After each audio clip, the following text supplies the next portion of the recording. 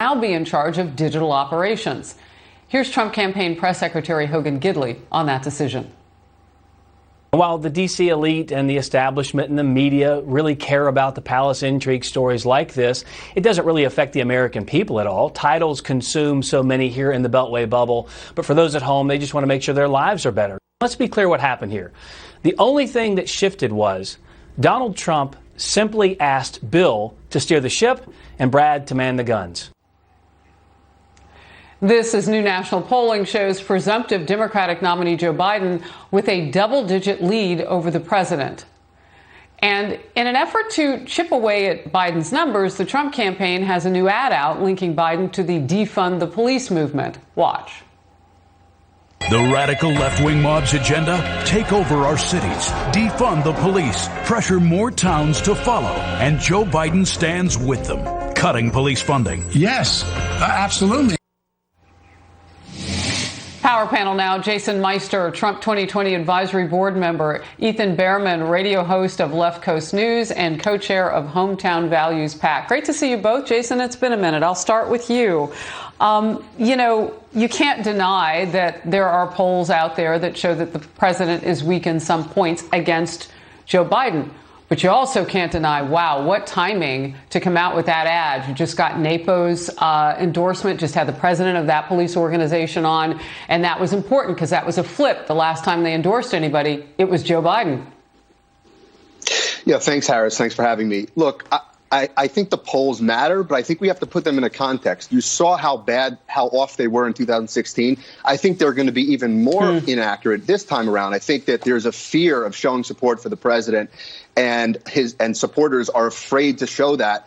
I think it's even more so now than it was in 2016. But I think that ad was very powerful because Joe Biden really is paving the way for the radical left. He's not condemning the violence across all the Democrat-run cities in this country right now. And I think, look, if you look at his tax plan, he wants to raise $4 trillion over the next 10 years. 82% of Americans' taxes are going to go up. So he's opened borders with Bernie Sanders. Bernie Sanders really is and was the thought leader of the Democrat Party. So I think that that's what's going on right now. I think he really is going to pave the way for the radical left to take control. Ethan, I want to come to you just to get a quick response, and then we'll move on. Joe Biden loses to Donald Trump, at least in present polling, when it comes to the economy. And if you tie him to defund the police, you make those people far left in your party happy. But how do you get the independents? And how do you get those who would maybe not vote for Trump, but might look at somebody else? Well, it's a misrepresentation of Joe Biden's position. He's not saying defund the police. That's a nice little misrepresentation of a soundbite. But he did say that. First he didn't, and then he did. What it is to redirect money to nonviolent crimes being intervened to protect the police by having mental health professionals when it's a homeless situation, when it's an addiction or a substance abuse situation, when it's a domestic situation. That's using a hammer and everything is a nail. When somebody is having a mental health problem like Kelly Thomas in Fullerton, California, and he's murdered by the police. That's what happened. And the police lied about it and then got off scot-free. That's why we're where we are right now, where we're talking about reforming the police and using different groups like mental health professionals to respond first. I want to step in because you're talking about defunding. And so, or whatever term you want to put, what it does is it takes money away from some places and police departments. That's what you just said. $1 billion is what they're talking about early on with the NYPD. Part of that money took away that anti-crime unit, which in just the last 20 minutes or so, the Brooklyn Borough president, Eric Adams, former cop, African-American, is one of those African-American leadership voices now saying, no, you got to reinstate that. So I just wonder if you hitch your ride in this process of maybe there's some misunderstanding about defunding the police, but is that going to be politically slippery for Joe Biden? Let me move to this. A new Monmouth poll finds that Biden is leading in the key state of Pennsylvania. And we're going to pop this up by 13 points, a state Trump won in 2016, which surprised many Pennsylvanians. Now this is apparently leading many to believe in secret Trump voters. However, yesterday's also finding 57% of people suspect there are people who support President Trump but won't tell anybody about it. I come to you for your reaction on this, Jason. Yeah, look, I think that these polls are really inaccurate, like I said earlier, but I think that there's something much greater happening in this election cycle. And it kind of changed. I think the president touched upon it in his Mount Rushmore speech. Our country is effectively under attack, not just the nation, but our American core values. And when I say American core values, I mean family, freedom of speech, freedom of religion, sanctity of life, the right to keep the fruits of one's labor. These are uniquely American values. They are what made this country great. And the far left radicals, with Joe Biden, is going to pave the way for. They have a completely incompatible set of core values. You see what's happening across this country in Democrat-run cities where they're attacking Abraham Lincoln statues, where there's a Marxist uprising, and that's what's happening, and that's what I think you're going to see come this election. All right, I'm going to see both of you a little bit later this hour. Ethan, you will go first.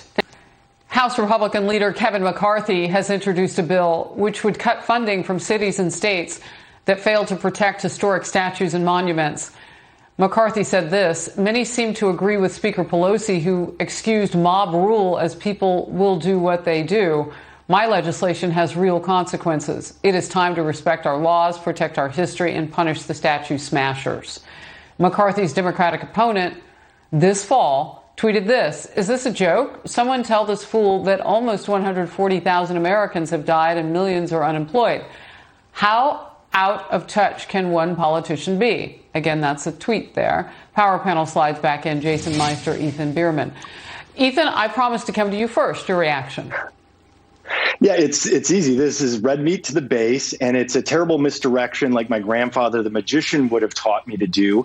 Look, 140,000 people is absolutely right. A botched federal response to COVID-19. We have Putin still getting away with putting a bounty on the heads of U.S. troops. He should be focused on that. And if you really believe in the Bible, why is he so focused on idol worship of statues? This makes no sense, and it's a terrible move by Leader McCarthy. I got a lot out of that, including that your grandfather was a magician. Jason? Harris, I couldn't disagree more. Look, it's wrong, okay, to erase American history and our heritage. We need to learn from our history. We are the greatest country on earth. So, look, when you look at which statues they're targeting, Abraham Lincoln, Ulysses S. Grant, this is not about race or police brutality. This is about a cultural revolution. And so if the Democrat-run mayors and governors are not going to step in, I think the federal government should. So I just want to make sure I understand you right, Ethan Bierman, that, now is just not the time to talk about this. But what about the idea of enhancing what we see, protect what's up there, protect that history? I'm just playing devil's advocate because you'd have to spend more money to do this, but put up plaques or put up things that put these statues in perspective. What's your thought?